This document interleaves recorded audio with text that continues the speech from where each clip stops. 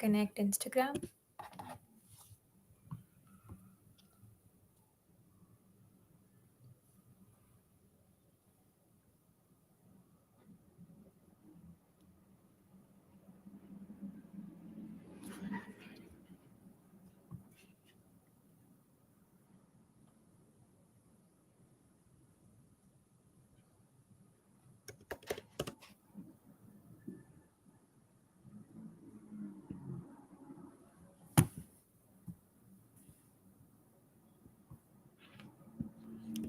Just take about 30 seconds.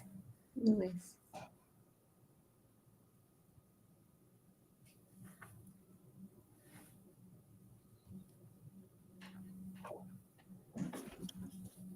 Yes, I think we're live now.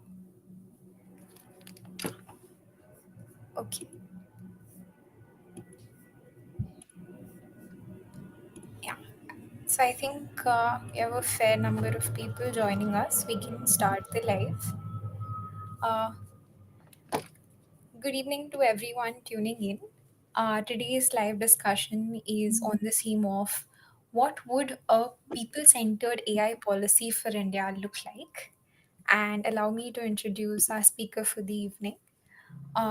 Dr. Jai Vipra is a PhD student at the STS department of Cornell University. Her interests are in the political economy of technology design and production, particularly that of semiconductor chips. Previously, she has worked extensively in AI policy in India, the UK, and Brazil. A very, very warm welcome to you, Zai. Thank you. Thanks for having me. So, to start off with, in the introduction to your article for EPW, you briefly map out the history of big tech and situate generative AI within that trajectory. Could you elaborate on the backdrop against which generative AI has emerged? Yeah, thanks for that question. There's a usual way of telling the history of AI where you start from several decades ago and you talk about different approaches to AI research, how people discovered how to use neural networks, uh, what other approaches were tried, AI winters, that sort of thing. And that's, of course, very useful and it reveals a lot. But when you focus on the recent history of AI and from where generative AI emerged, it's very useful to look at big tech and Silicon Valley because you've seen in the last several years that big tech has come up with the innovation of the platform form. So, platformizing various sectors like e commerce with the introduction of Amazon or transport with the introduction of Uber Right. and how targeted advertising has been built into this platformization. So, social media itself is a form of platformization that survives on targeted advertising, which disrupts all kinds of sectors. You know, Media famously, you would know Right. uh, that because of social media, media companies themselves don't have the opportunity to make as much money as they used to before through advertising because advertising revenues now are redirected towards social media and platforms. After this, they've always been looking for what to do next, and you saw that like there was a boom around cryptocurrency and crypto assets, and this was extremely speculative. There were no real good use cases about it at all, so that sort of Hmm. became mainstream and then has started to die down. Okay. Then in the middle of all this, there were all the promises of the metaverse, and that was going to be the next big thing, but that did not pan out as well. But there were huge investments made in the idea of the metaverse. Right. So after that is when generative AI emerged in this landscape where there was no next big idea. Hmm. And so, generative AI, when you look at it as part of this history, it's big tech trying to find ways to make money out of the economy it has created itself. So, it has shaped the economy we live in today. Hmm. And it's trying to find new avenues to make money out of that economy, but it's difficult now even for big tech. So this is much more a history of hidden costs, which you can see even with the platform economy and targeted advertising and cryptocurrency, of outsized claims, which you can see specifically in the history of cryptocurrency, which was supposed to change all of global finance Right. and the metaverse, and also the tendencies to increase inequality. Mhm. Thank you for laying out the context to us so starkly and so well. How has generative AI become a significant focus for big tech despite its limitations that we just discussed? And in what ways does its development and deployment reinforce the profit driven motivations of big tech companies? Yeah, like we just talked about generative AI is the next big thing, and you hinted at limitations, and of course there are several. Um, but despite those, it's the problem for big tech now is that it costs a lot of money to make a generative AI, so to Mhm. train and run these huge models.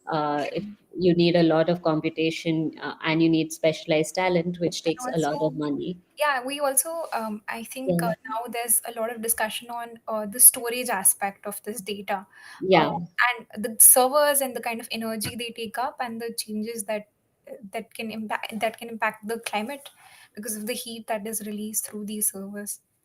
Absolutely. There's a lot of new literature on the data processing and storage that data centers do Hmm. for AI. And yeah, like you said, heat and water requirements, electricity, energy requirements, and so on.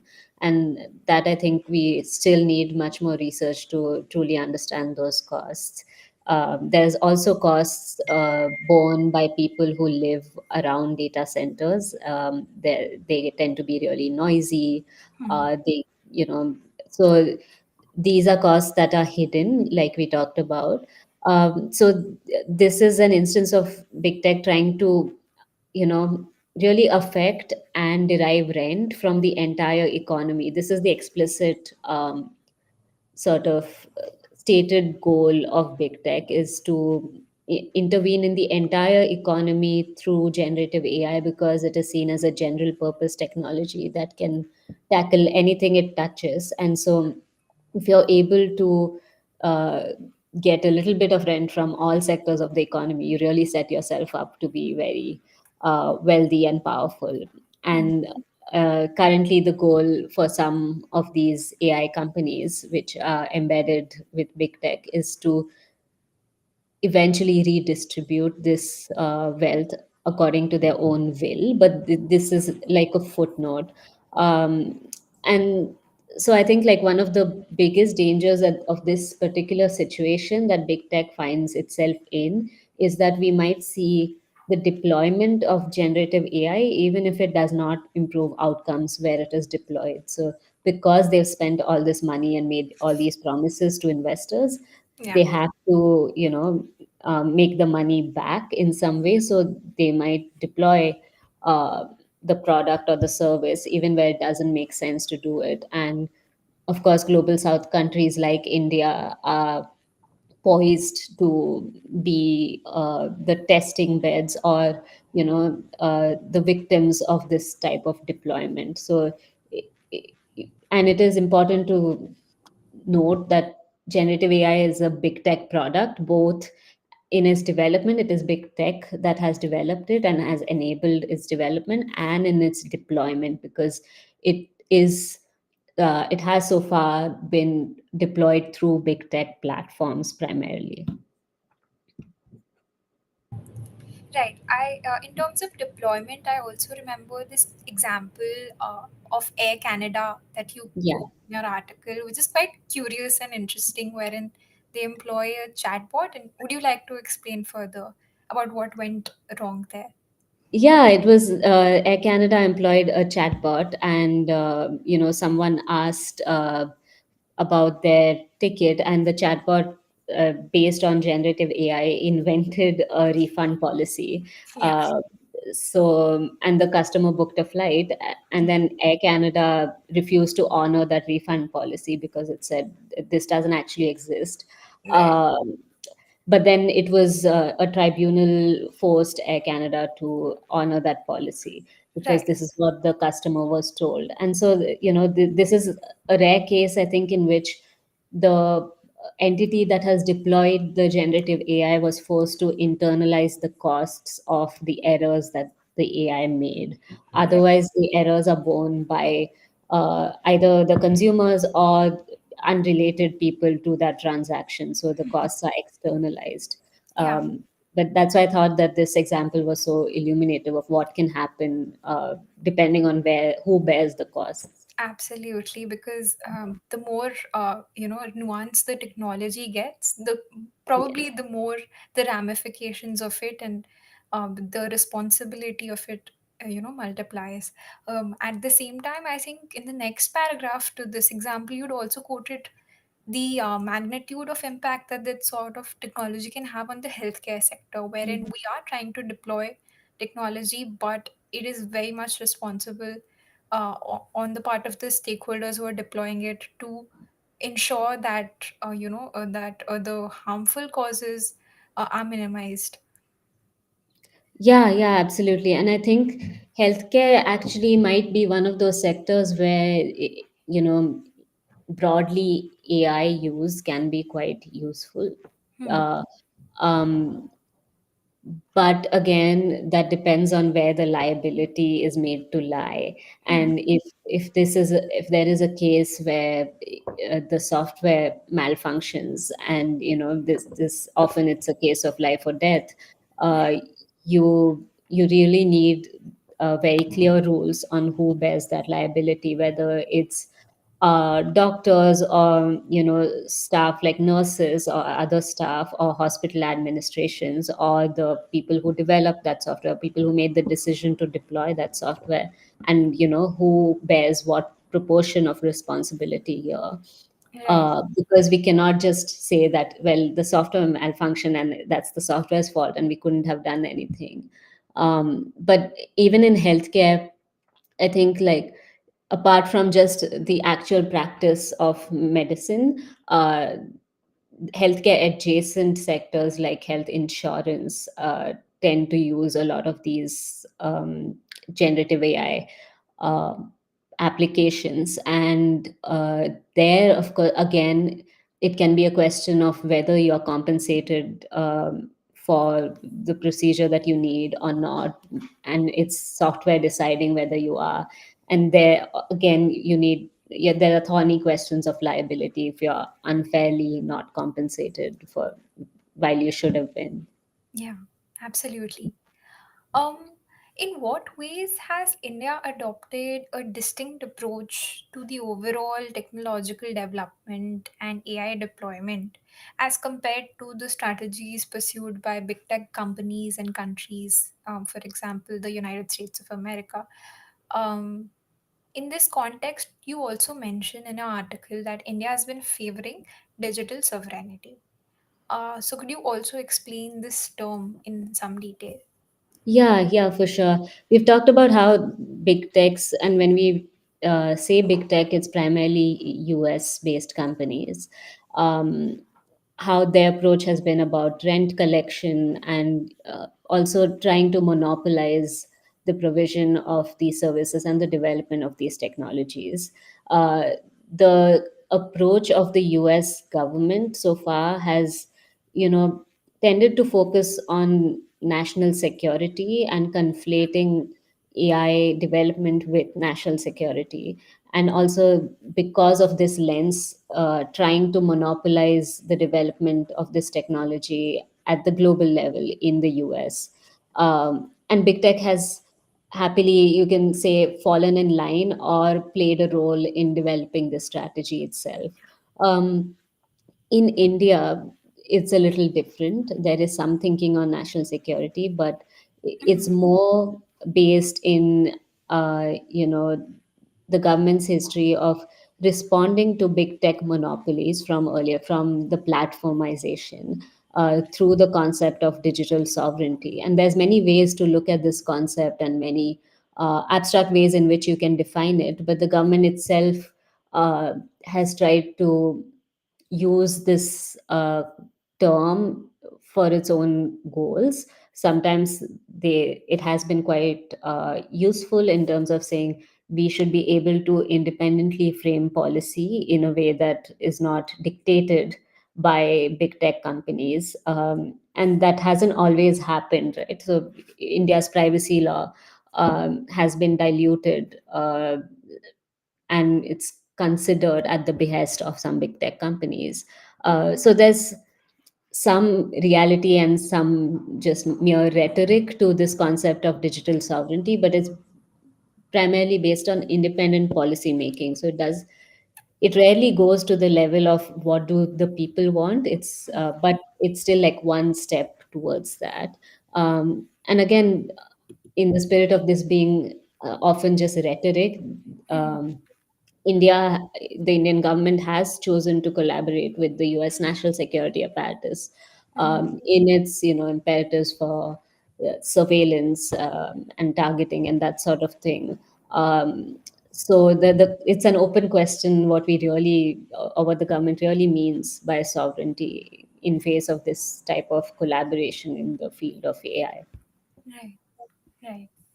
Uh, can we delve further into how India has been deploying AI technology and how that is defining our place in the global AI value chain? Can you Yeah, explain yeah, also the use case led approach yeah. and shortcomings in resolving the root level problems that plague India? Yeah, so the dominant approach would be, let's just use AI developed by foreign companies in the ways that those companies want us to use that AI. And some people are disagreeing with this dominant approach and fighting back and saying that it's important to understand the Indian context. And you'll hear this in all sorts of policy discussions, academic discussions, always that context matters. And, in India, the problems are somehow different. So the proposal by some groups is to start from use cases. So see, for instance, where problems exist in the Indian socioeconomic landscape, and then develop and apply generative AI solutions to those problems. So, Right. for instance, to say, well, we need frugal innovation or we need smaller models that tackle these specific problems. And it's important, of course, to have context, and it's better than no context, but there's still, two problems, I think, with this sort of approach. One is that in the end, this really helps big tech, US big tech, with data collection, because you will end up collecting data about the sectors that you want to apply your frugal innovation solutions to. And there's really no telling that only you are able to use that sort of data for your own purposes. Right. So that data ends up being collected, and those sectors become quite visible and usable. And in a way, this is like preparing those sectors for intervention. And it might be the case that foreign big tech is the most prepared to make those interventions. Um, then the second and like the major problem, I think, with this is that it casts the Indian, economy and Indian society automatically as a use case for a very specific type of technology to fix. And this is actually just answering the question before you've asked it, or before you know what the question even is, and say assuming that it will be generative AI that fixes the problems, and that makes you see those problems in a certain way. And we have to emphasize that this is a very specific type of technology. Generative AI is not all AI is not all database technologies, and database technologies are not all digital technologies. Even if you wanted to have database technologies, they don't all have to be based on big data. Right. And there's a lot you can do with digital technology that isn't this dominant model that we have now of technologies that primarily derive from data. And maybe the solutions are not necessarily digital technology at all, but we don't know because we've chosen to not even ask that question. So you'll see in sectors like agriculture and ed tech, where we've seen agriculture how entrenched the problems are, Mhm. and we've seen that they're really not necessarily about a technological fix, but about political economic choices Yeah. that we should be making in our laws and how we deal with global inputs markets, for instance, in agriculture. Right. um, rather than so that there's, as you know, complicated questions about land ownership, consolidations of land holdings, all that sort of thing that cannot be actually solved by AI. And this can be used as a backdoor to impose, open the sector up to Yeah. large capital, whether domestic or foreign, in a way that people who actually practice agriculture don't want to do, because their livelihoods would be threatened at very alarming rates. That's agriculture. EdTech, we've seen the famous and very visible failure of Byju's, and how the rise of EdTech sought to obscure what the real problems with education were, in that there was no investment, or there was declining investment in public education. Mhm. Um, and there was rising inequality in who was able to access what type of education, Right. and what education was really for. Mhm. So this combination, I think, of neoliberal austerity that you have seen, Yeah. uh, and the refusal to deal with global problems and India's place in those global value chains like agricultural markets, Mhm. um, has entrenched these problems. And applying a generative AI balm not only does not solve these problems, it obscures what the real issues actually are. That was a Absolutely. very long answer. Yeah, no, but a very, very importantly detailed one, because Mhm. that is the kind of nuance that we need to understand why it's difficult to just simply adopt a techno fix approach the moment we see another challenge in governance. And actually understand that we do have very, especially in India, I think we're dealing with systems that have been created hundreds of years ago. When you talked about land ownership, when you talked about the struggles in agriculture, I think we are dealing with a lot of history and a lot of nuance that can only be understood in a very context specific way, which does not generally work on simplistic answers that might be presented by technology.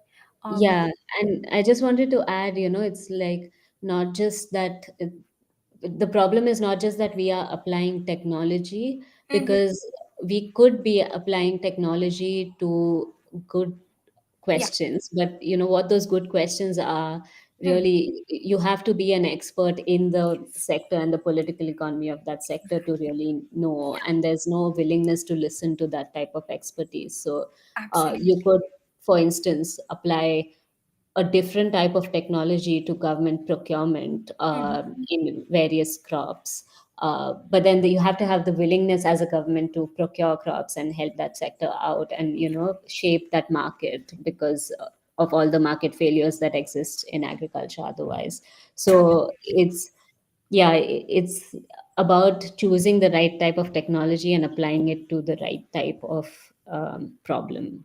yeah, Yeah. exactly. So do you think that AI development can be made more inclusive in the way the current technological networks are structured? And what, according to you, would a democratization of AI possibly look like? Yeah, so there is a lot of growing work on the democratization of AI. I have done some of it also. So I really, people are doing really excellent work in this field of trying to make more people involved in the decisions made about AI. And to the extent that AI, you will inevitably be used. I think this is very useful and important work. Hmm. Um, but again, the conceptual problem with thinking of this as the main solution to our problems with generative AI is that it again begins from the technology, and it says, here's a technology, let's make it more inclusive and democratic. Hmm. And automatically, again, the political economy becomes a use case. Yeah. Uh, and as we know, like these kinds of deployments, even when they're democratic, can be really experimental and speculative. Right. Uh, and it's again who bears the risk of having these technologies being imposed on them, or even imposed in a very, yes, this technology will be there, but you get a say in how it looks, Yeah. manner. But I still think that small pilot projects on democratic AI are good, but beyond that, you still have this backwards way of looking at the problem. Right. So we do have to ask, even if we completely understand what a problem in a given sector is, and we are talking to all the people who are affected, and they're democratically saying, yes, we need some type of solution for this, we have to ask, is generative AI the most efficient way to solve this problem? And if we democratize that decision, Hmm. uh, that's something entirely different, and that has a much more useful implication. And I think, like, farmers, for instance, have made very clear that they are not looking for this type of technological fix. So there's no Hmm. real question of going to a village and asking 10 farmers there, what do you want to do? It's more politically, the will of people engaged in agriculture has been made clear, and their demands have been quite clear for a while.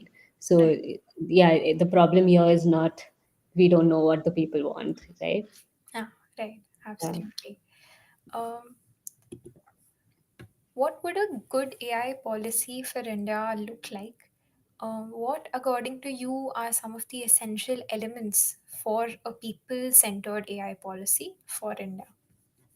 Yeah, as you know, it's really easy to criticize approaches other people have taken, or the government has chosen to take, and so on. So I tried to provide, a model of what I thought a good approach might be, and I called it a people-centered approach, because sovereignty is not uh, necessarily only about the state; it's about the people who make up the power of the state.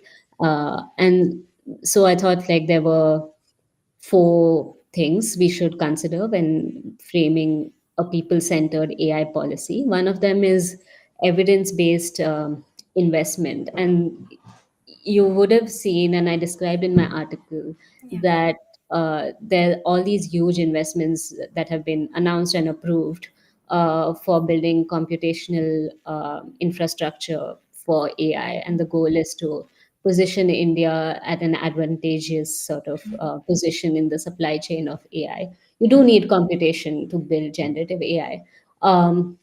But this sort of takes, building that position takes a really long time and heavy investments across time. And we don't know if after all that time, generative AI will still, be as useful as people think it is today. We don't know whether it'll plateau or not, the improvements and so on. So this is a huge risk that the government is taking, and the risk is borne disproportionately by the public, because it's through public investments.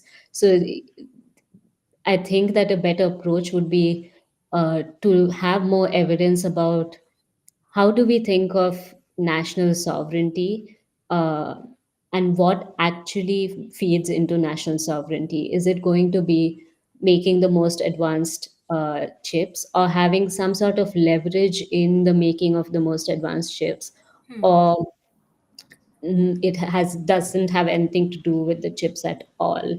These, we have to be careful about these questions and not just join a bandwagon of other countries also investing heavily in advanced computation. So that's one thing. The other is, you know, a more practical one in terms of, to the extent, like we said, that AI might be deployed by some people.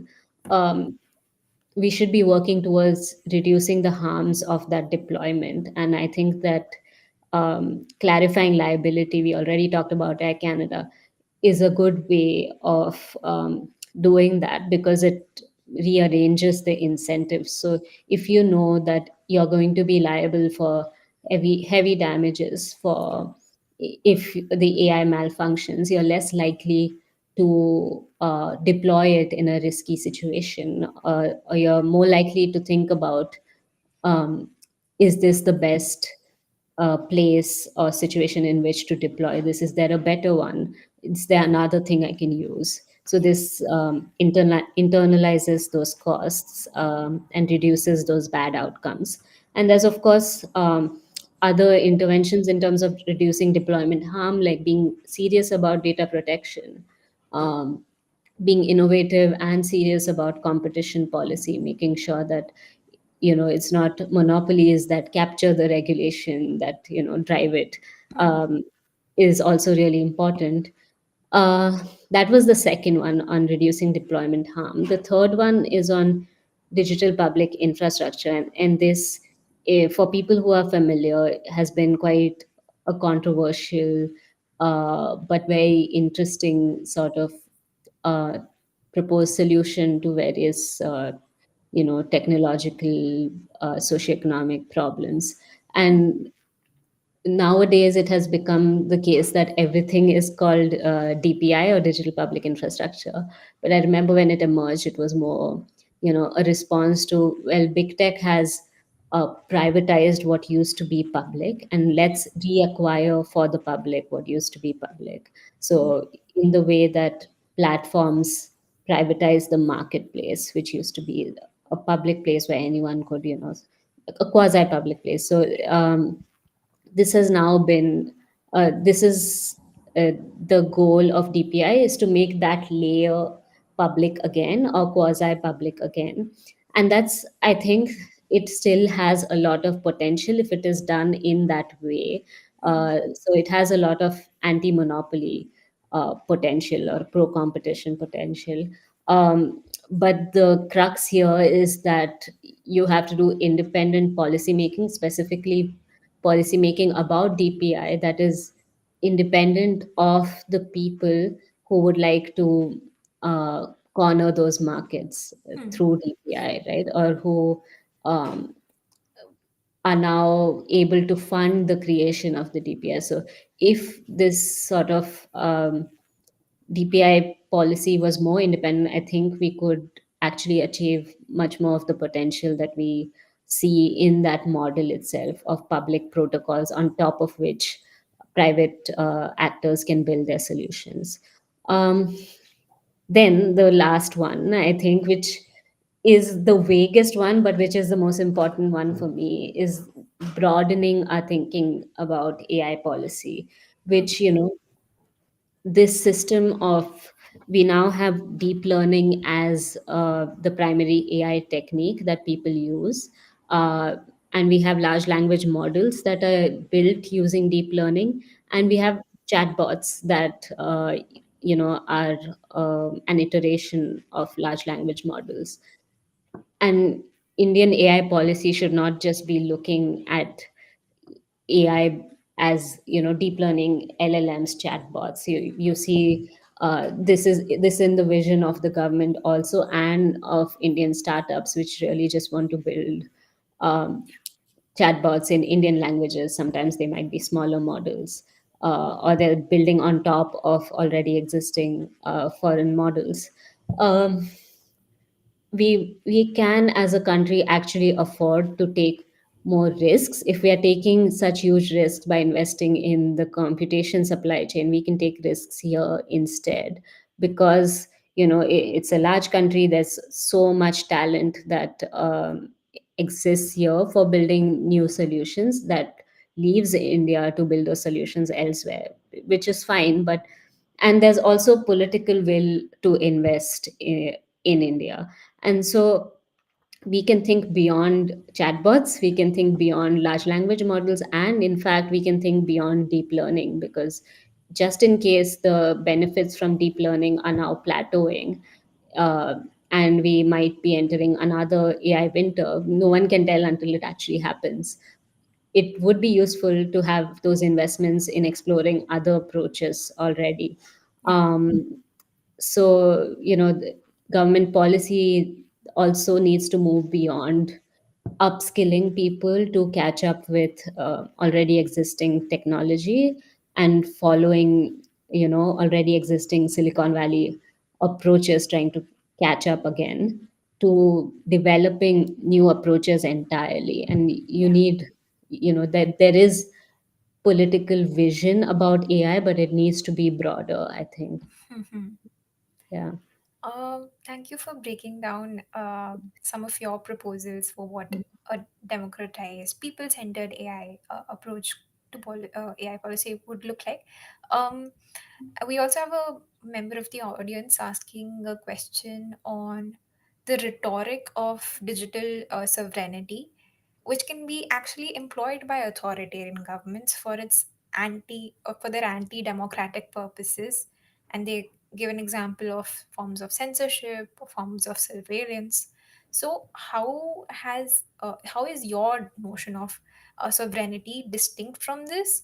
And they continue to ask what lessons can be learned from the Chinese approach to digital sovereignty. Yeah, I think that absolutely sovereignty can be used in this way of, I want sovereignty for myself as the state, but the people don't matter. And I've tried to propose in the article that this is not how we should think of sovereignty. Mm. It should not be about the autonomy of the government to impose its wishes, but rather the autonomy of the people to make the government do what the people want it to Yeah, do. And for that, you need the government to be independent of both foreign big tech and, large domestic capital. Um, so that's how I would understand sovereignty. I would not think of a state that is beholden to big tech as a sovereign state at all, or a state that is beholden to domestic capital even as sovereign state at all.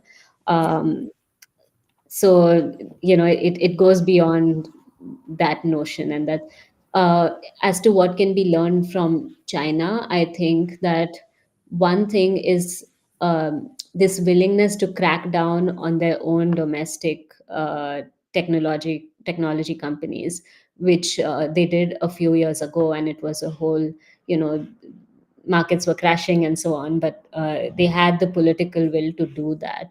And it's an important lesson that by cracking down and setting the rules of the game and forcing companies to follow the law, you don't actually, um, you know, tank your economy. It does not mean that nothing can be done in your country. And you do not have to actually be beholden to these things. Political will is derived from the people. And I think in India we can go beyond even this and go back to the people and yeah, um, build that politics of resistance, build that politics of an alternative technology. And absolutely. political parties themselves should be doing that.